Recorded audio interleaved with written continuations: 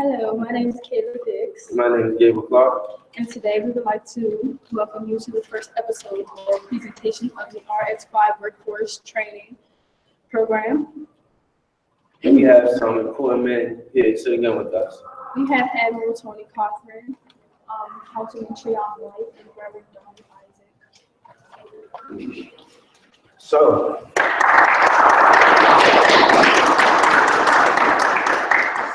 I want you guys to tell us a little bit about yourself. All right, well, thanks very much, Gabe. First of all, very pleased to be here at Balliou High School today and participate in this. It's a real honor for me. My name is Tony Cochran. I am a retired Rear Admiral from the United States Navy, currently working at General Dynamics.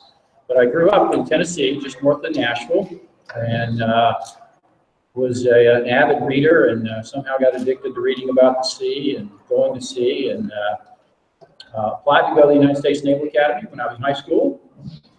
Wasn't accepted. Grades weren't good enough. So went off to college, worked my way through college, Middle Tennessee State University. I majored in history. Still love to read, but in my last semester, I went to the recruiter of the Navy again and took the test to join the Navy, and I failed the math test to drive ships. And I said, well, is there anything else I could do? And they said, well, we have these list of things here. And he started reading the list, and at the top of the list, he said, Air Intelligence Officer. And I said, wait, what's that? And he said, well, I understand these folks have all these top secret clearances and they read a lot. So, oh, they're going to pay me to read? Top secret clearance? Sounds pretty good. So this was 1977. I signed up. 30 years later, I retired from the Navy. So it was a great decision to go to the recruiter, and a great decision. Maybe I'm pretty glad I wasn't so good at math that day. So, Hello, my name is Treon White. I'm excited to be here today. Born and raised in a place you probably never heard of called Southeast Washington, D.C. I went to this school called Frank W. Blue Senior High School. I graduated, did very well academically, was blessed with a college, went to the University of Maryland, Eastern Shore, but I always had a heart to give back and serve. Actually, I worked for this man. When I came back home, I went to college doing business administration. I was doing real estate appraisal, doing very well, and the market crashed. And I was stuck between doing community-based work. I started coaching Little League football here in DC. My senior year of high school at Balliou. My second year of college, we lost 5 of those young men on that team to homicide, all under the age of 16. And so I promised God, if you allow me to make it out, to become somebody, I'll come back and give back. And so I came back doing just that. And I was on the state education representative Ward 8, and I'm the DC City Council member representing Ward 8. thank you. My name is Dr. Isaac, and I'm a born-bred Washingtonian. I tell a story. I grew up in Ward 6, and my family has been in the same house from Ward 6 for 62 years, which meant that when we were the 5th African-American family moving in, when I grew up, it was all African-American. And the day we were the last African-American family on that block. I just say that in context of what has happened over the past 6 years of my life. But I've been I'm a local pastor, and our church has been in Ward 8 for 50 years on the corner of First and Brandywine Street. I'm married to my wife at that church. We've been married 38 years. And she is the graduate of the senior high school. But first, I had a question about what they told me. They said this was a Black History program. I said, why am I on the panel? When I told about whether Councilmember White was going to be here, and as he indicated, I was a little bit older than him, so I didn't have some issues. So now that's kind of something So next question, I would like to ask you the audience question, your view on cyber security is. What is cybersecurity? What's my view? Well, that's a really good question. It's a term which is, I think, pretty confusing. I call it a suitcase term. Cyber is a suitcase term. You have to really unpack it to understand what's in it. But what it's really come to mean is the security of all of our electronic devices today. Pretty much everything we have, our phones, our telephones at home, our computers, all our banking statements, everything's run digitally today, and it's all pretty much connected. And as you know from the news, lots of people can get inside and steal that information, and they're doing that every day in this country. This country is losing millions, if not billions of dollars every day to theft, espionage. We have foreign state actors, we have criminals who are intruding into our networks and stealing information. If we don't learn how to stop that, it's going to really hurt our nation. So I've always said we spend a lot of money and resources on protecting our goods, properties, and things that we want, right? Our houses, cars, you know. So I think of cybersecurity as a way of protecting information. Now it's 2017, we're on an information age, and we even see it in the last election. There's a lot of conversation on manipulating data, manipulating results from elections. So it's a lot of information stealing, data stealing, identity stealing going on throughout not just the country, but the world. And so cybersecurity is an industry we're trying to push young people like yourselves into, that is a field that pays very good wages, that you can come outside the box and earn a decent living. And so I think that cybersecurity is one of those vehicles, just one of the vehicles we use to brighten the minds of our young people and push them to the next level. And I just, so that you know what he's already said, I don't know a lot about cybersecurity. However, I do have credit cards. I do have ATM. You know, I do a lot of online shopping and a lot of online transactions. And I realize that it's connected to that. And one thing I was just thinking about as Tran was speaking, that in my lifetime, when I grew up, they did not have computers, did not have cell phones.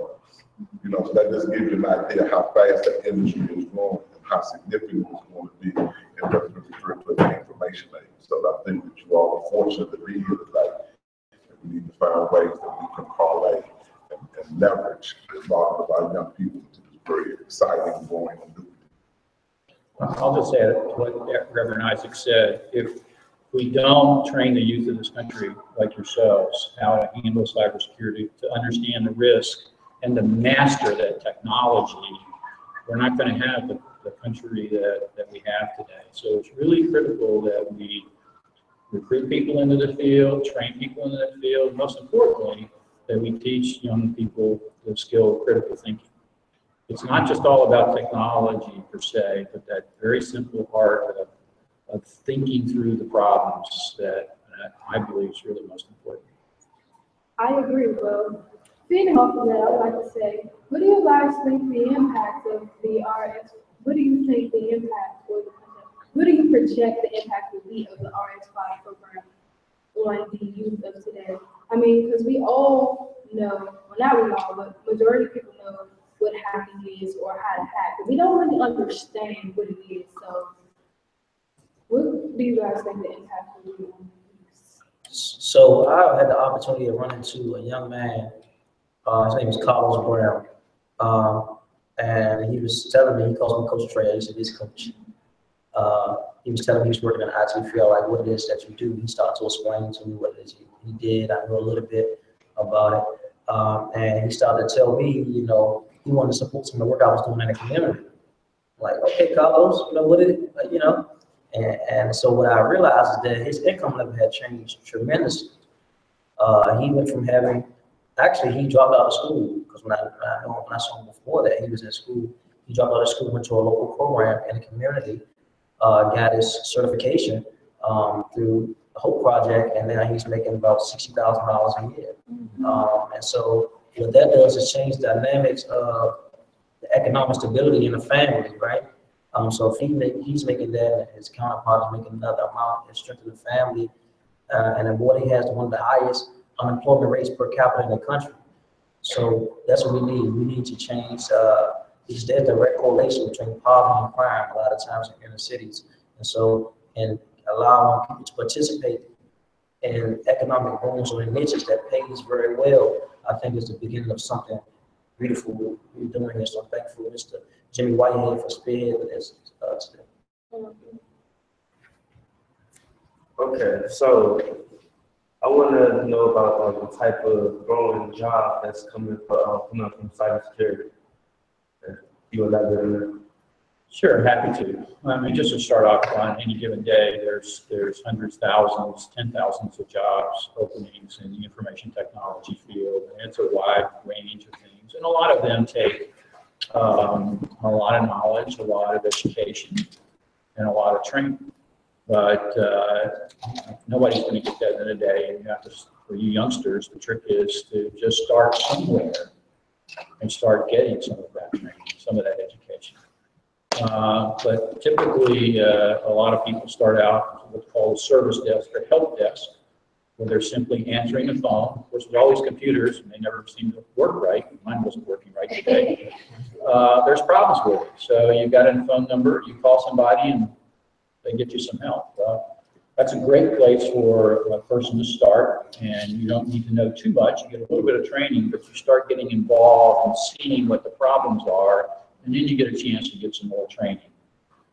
We need network technicians. We need people to just assemble computers, to install computers. There's cyber security and information technology is a very wide field. And I would tell you also that we need people with financial abilities, because you've got to have people keeping the books on the financing. You have people skilled in contracts, so you have to know how to read a contract. You have to have people who just engage the customers and do business development. So there's a wide range of things in the field. Technology is at the core of it, and you need people to understand that. But you don't have to be an engineer. You don't have to have necessarily 4 years of college to be able to do it. What you really have to have is a desire to learn, a desire to keep learning, and just that willingness and stubbornness to show up every day and keep coming into work. I had the opportunity to have a conversation with Mr. David Penn, who runs a company called CME, and they do some work around drone technology with drones. And I know that that's another field that we can tap into, that we can take advantage of in this area. And they're looking for younger people, and not just young people, but young people to get involved, because you are at an age where you can learn the most. You know, you're in school, you're learning math, you're learning how to network and things like that. So just meeting him today is another career I learned about today about drone technology.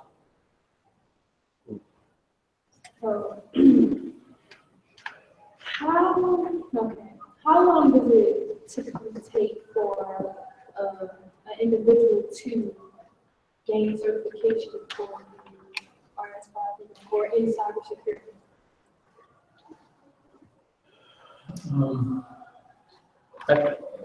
That's kind of a complex question, because it depends on where you start. Okay? But typically, there's some basic certifications that people will get. But I would say starting off at a community college, taking basic computer science courses, taking English courses as well too, which you have to have, of course. But because one of the things we value, again, is not just the technological skills and certifications, but the ability to communicate. Just like you two are demonstrating here this morning, the understanding and the ability to communicate well. But there are a number of basic certification courses that get you to a level that are typically required. And those will run from 4 weeks to 6 weeks to 8 weeks, depending upon how often you do it. Some of the companies will pay for those for individuals starting out. And there are, of course, other opportunities like RX5, which will help get you those certifications. I want to add to that. I just think that once you're in the technology field, you're always learning, because it changed so much over time and new things are being introduced. I know Reverend Alex was talking about doing when he was younger, they didn't have computers. I remember we had floppy disks.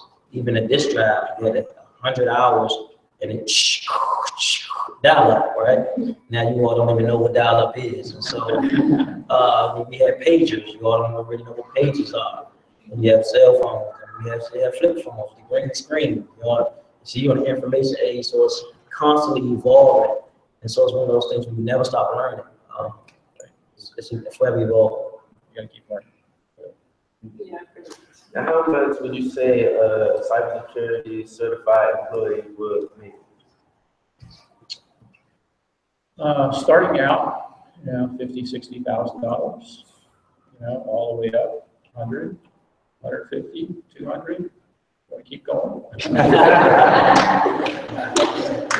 There we go.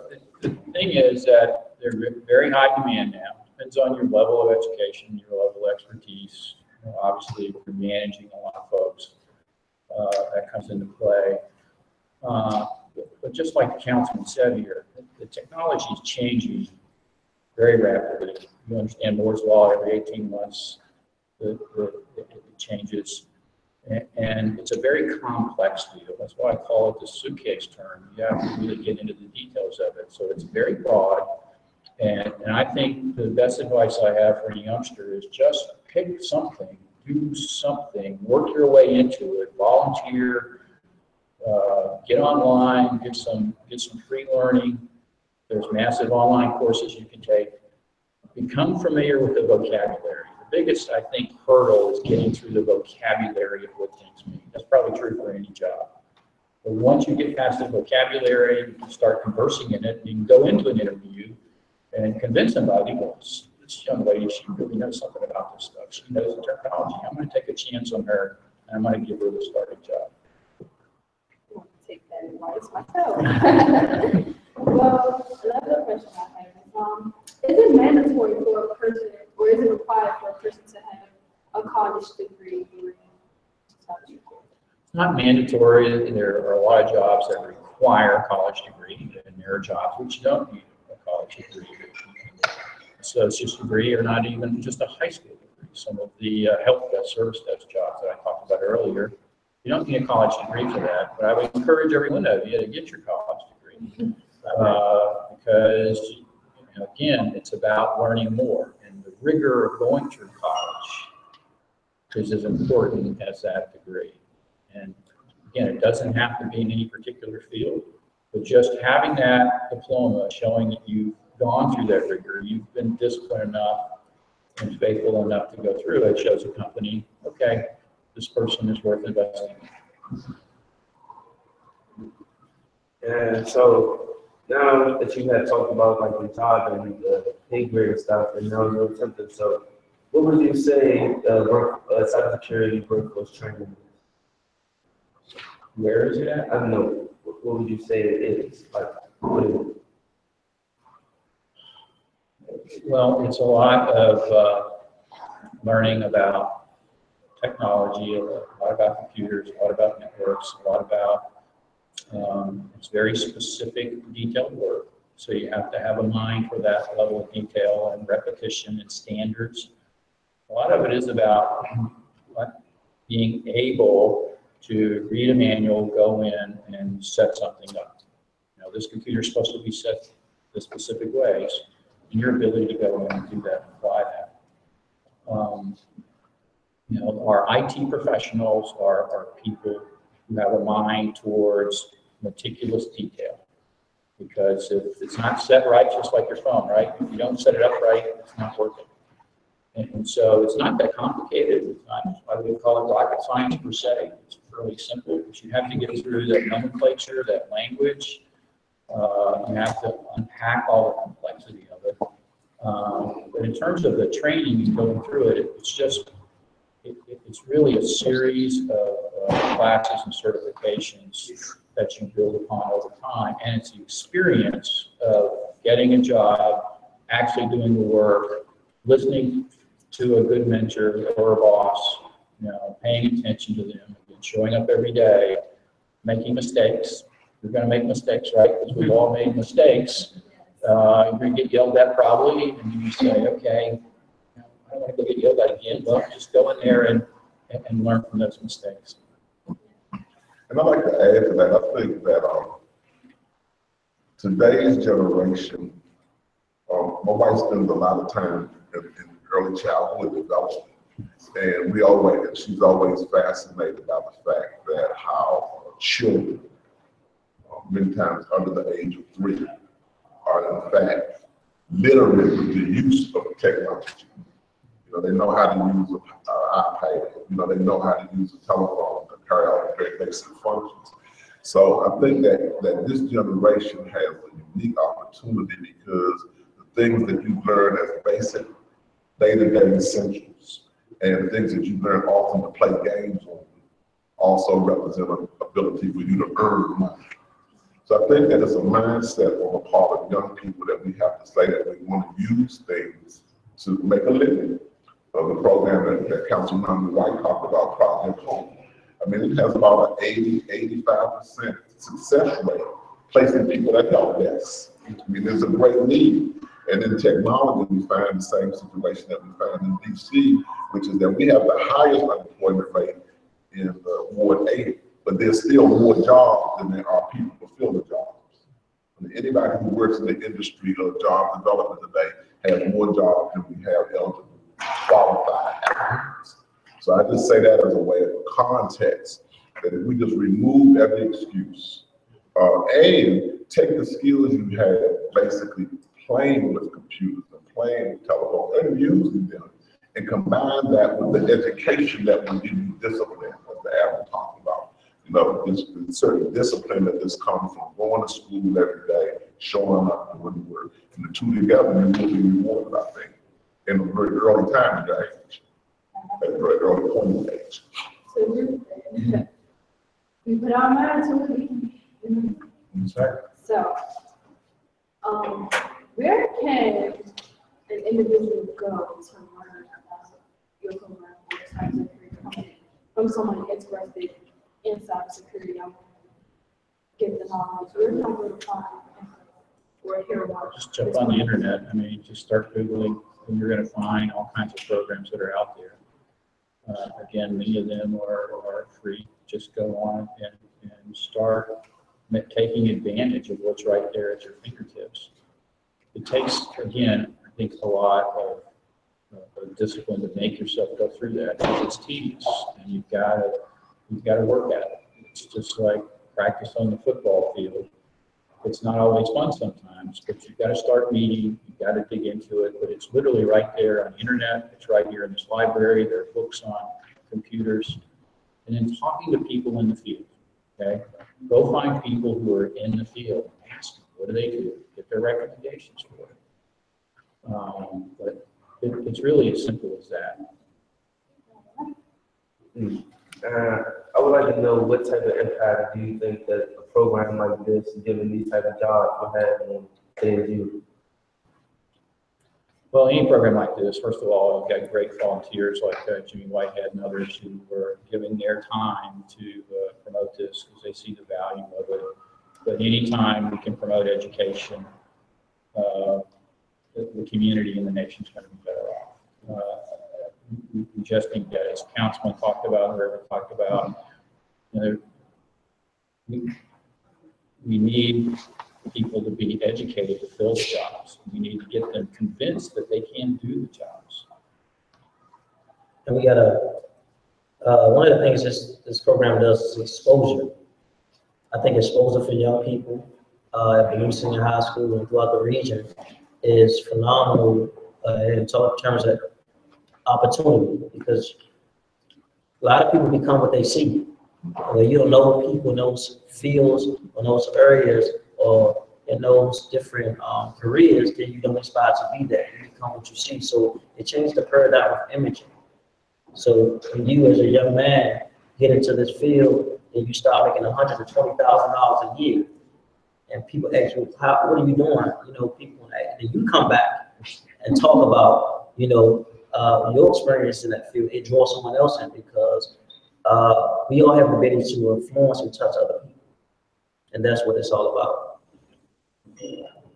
And are there any type of requirements, like things that make you unable to get a certification or anything of the sort?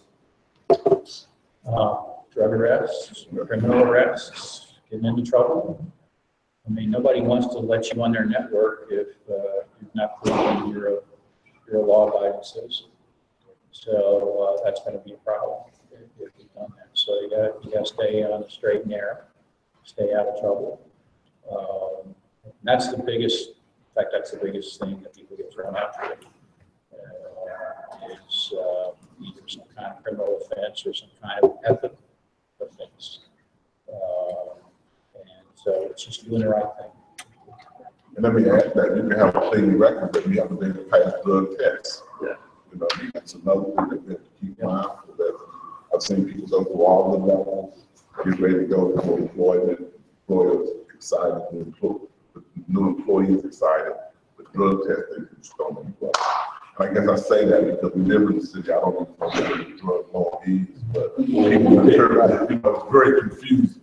You know, so that we might get a signal that it's okay to do certain things or be about certain things. That certainly is not. It would be a hindrance to hold back. DUIs, or we'll get people out of it as well too. And then, inability to handle their money. You get yourself in debt too much. You might say you get yourself a $60,000 your job is rich, and you're out spending, you're buying, and pretty soon you're really in debt over your head, or you're going to lose that job because you've really been foolish with your resources. Okay, so I know you guys say like you have to have motivation or you like have to want to do something with yourself, but like what is a way that you guys or everyone as a whole can help get students or youth more interested in cybersecurity so that people to actually do this? What is something that So I know one of the things that young people like is money. yeah. Money is one of those great motivators. Yeah. And one of the greatest influence on young people are other young people. So that's why we start this conversation with you guys today and those in the audience, because once you see an opportunity and take advantage of it and start growing and maturing and then get into the workforce, you influence a niece, a nephew, one day a child, So it's very important because we attract the things that are progressive, new, and we can see a benefit in it. So once you start making money, not only do your pockets change, your zip code may change. That's the reality. And has there been like many significant people that came out of the program already that has already made like big changes or effects in today's cybersecurity? Well, I think any graduate program is going to have an impact because they're going to be one a competent person and they're going to be contributing to overall improvement of the field. And most importantly, they're going to have a job and they're going to be part of contributing to the community. So overall, with the RX5 program, do you think there's going to be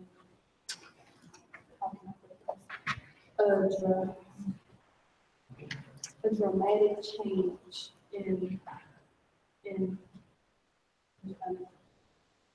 in hacking? Like, okay, if you have a lot of people getting certified who are interested in it, do you think it will help prevent? I'm sorry. Trying to say, you think it's going to be a lot of hacking or prevent people that? Is it going to prevent a lot of hacking? Like, do you think it's going to have a huge impact on hacking? Do you think hacking will get cut down a lot? Do you think it's going to help prevent a lot of? Well, it's going to take trained people to help us with this threat. I mean, the quantity of hacking's increased 4 times in the last 4 years. Every year, it almost doubles. So it's getting worse all the time. It's not getting any better. And so we need people to understand that. We need more people involved in it. As I said earlier, we got thousands and thousands of job openings in the area.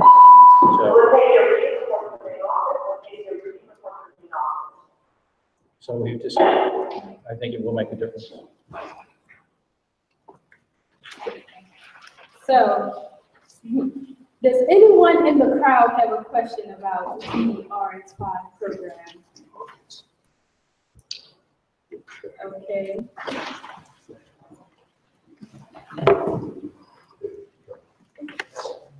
Hi everyone. First of all, thank you so much. This has been very, very informative. But my question throughout all of this information is, how do we make sure that as individuals our privacy is protected when we are facing cybersecurity?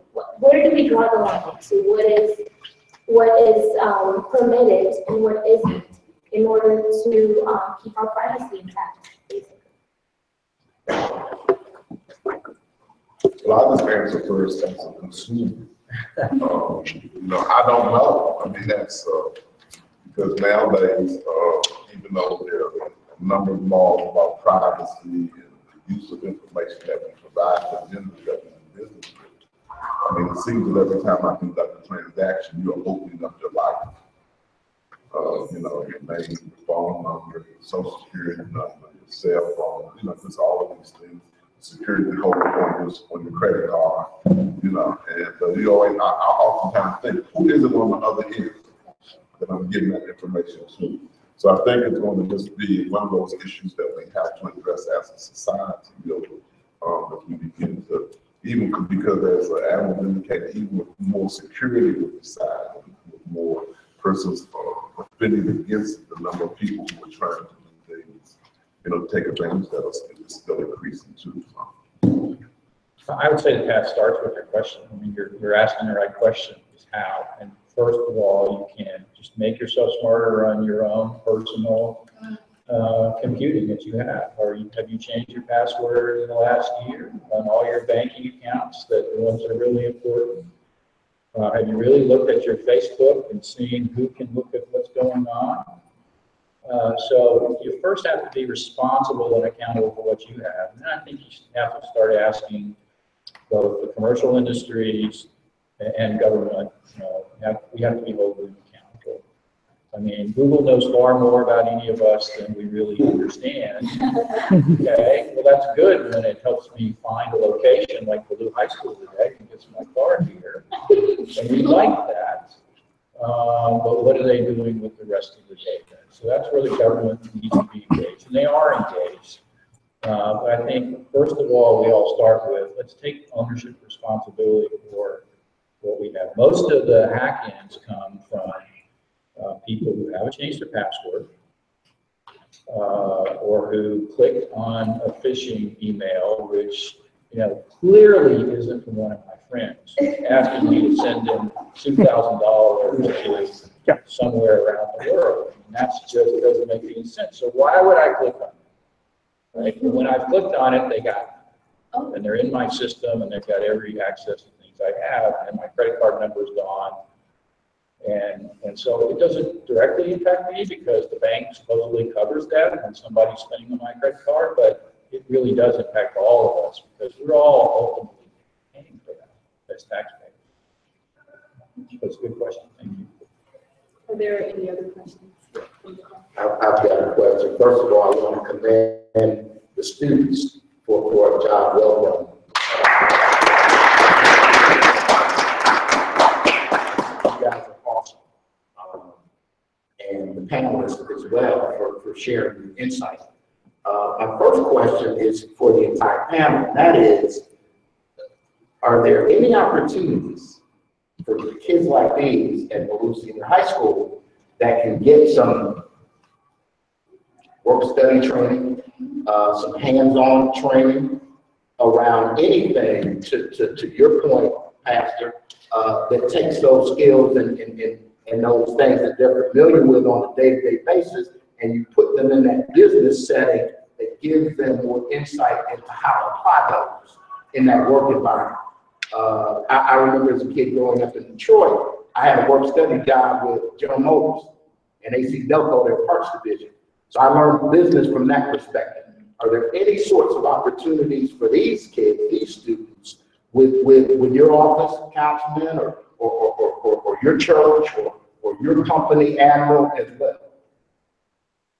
Well, I'll just tell you that we're beginning to talk about that. The demand for the workforce is making the companies who have to look at their bottom line, they're beginning to explore that. I can't point to one today and say I've got one for Gabe here, but we're talking about that because we just can't meet the mission and bring in the revenue unless we have the people, and we're going to have to invest in that. So I think we're going to get to that point. The program you talked about has been in for a long time, I'm sure, because we were building cars for a long time. The cyber thing is kind of new, right? We're really waking up to what it really means. And so we're going to have to start really training the workforce. And I think starting in high school level, it really makes a lot of sense to me. So for me, I've met a lot of recruiters in the area that's recruiting in this field.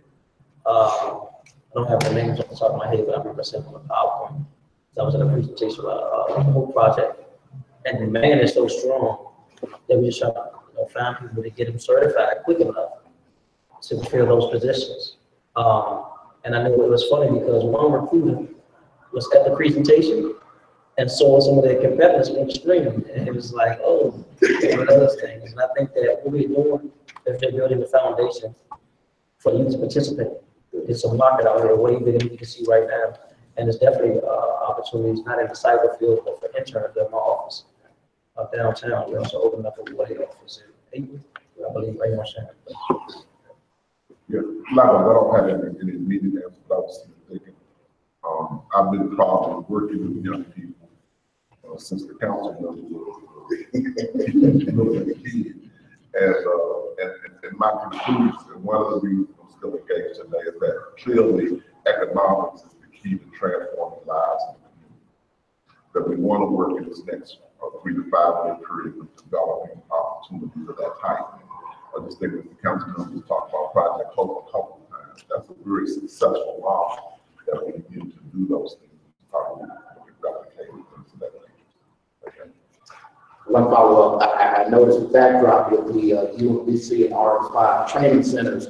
Where can people go? Is there a site or a location for people to get more information about those training centers and the curriculum and what is being offered there that some of these young people might be able to take advantage of as well?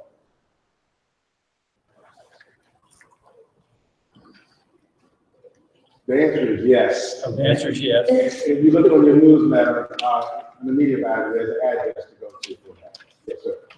It's at the bottom. You all have one of these. It's at the top under RX5. Oh, right here. The website is at the bottom. Okay. Next question. Next question. That's that cool. My name is Alan, and I just want to ask you guys, are there any career opportunities that you can search for that program?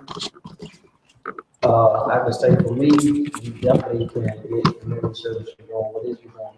That's Jimmy Jenkins. Right there, there's a lot of outreach working in the community. In fact, we got something tomorrow. Brunch. We have a brunch tomorrow. That's not what I'm talking about. We have something at Rocket Ship School on Reynolds Place tomorrow. You can definitely join us. We have something on Tuesday. It's Valentine's Day, but we're showing love in the community by going knocking people's doors, getting to show love to their neighbors. So definitely feel free to join us for the Red Ribbon Initiative that I'm launching in the community to end violence, especially violence in the village.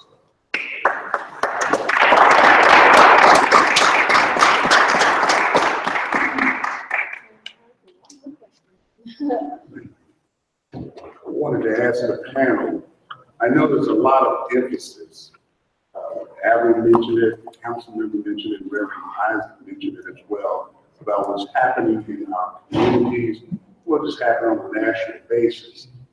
But what about the faith-based institutions as well? Specifically, there's over 345,000 faith-based institutions. And I understand going to Bible college, and I can institute the Bible like everyone else. But RX5, cybersecurity impacts the church as well.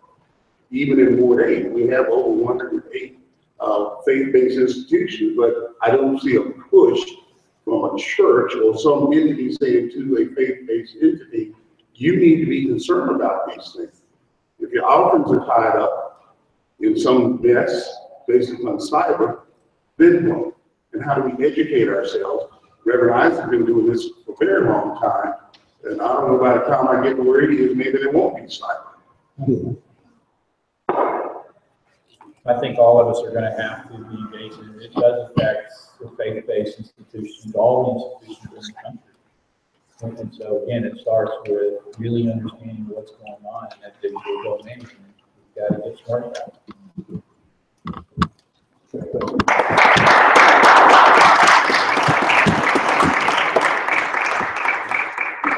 Last back there presentation. Here you go. Last 5 minutes, we have a presentation of Black History Month. And Madam Franca and Irene, we'd like to ask you to join us since we're here from Angola. It's a very special Black History Month.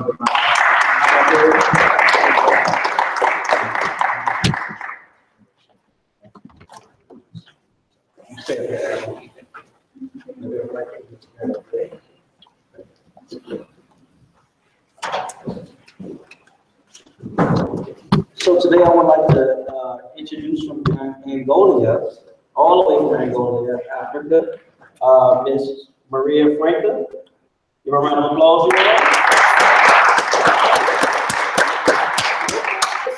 Arena? Franca. Okay, there we go.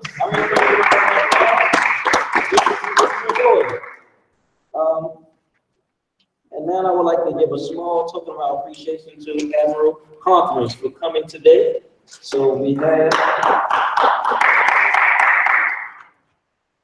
So you're gonna show it right here. You're gonna step right here. So talk about. We're gonna do your type, please. We went international, you all. Yes, we did. Yes, we did.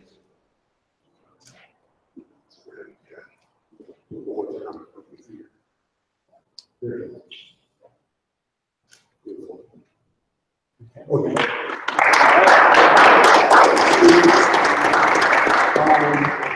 We definitely want to give the honors to our students of Balliou High School.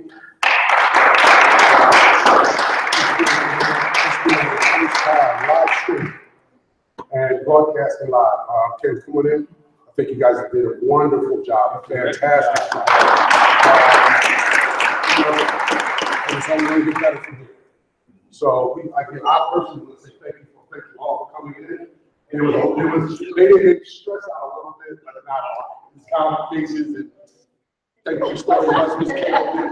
But yes, thanks again. And anytime I was on with your question. And before y'all leave, can I get my picture with y'all? Give me a picture. All right. I think I want to do a group of everybody that's participating in the program. So everybody, please. It's filling with the whole. Shoot this with video. That history month. Come on out, get in.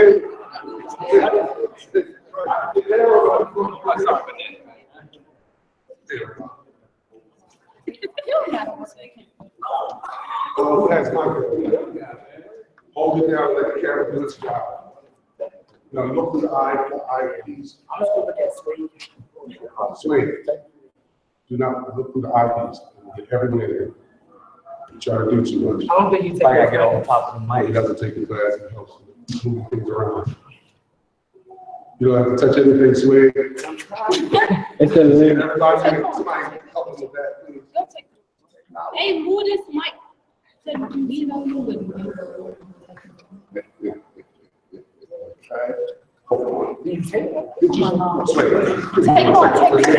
Blessings.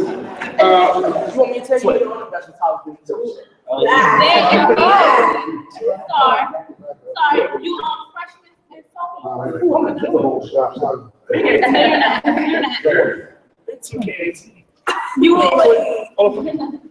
Camera.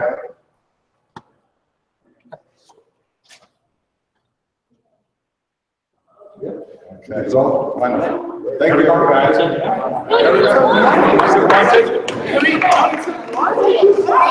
Can we get two?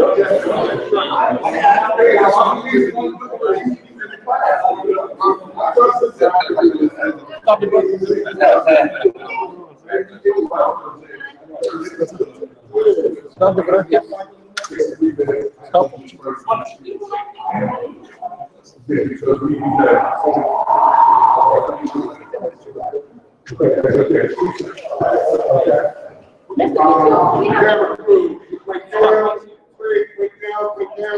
I'll be downstairs.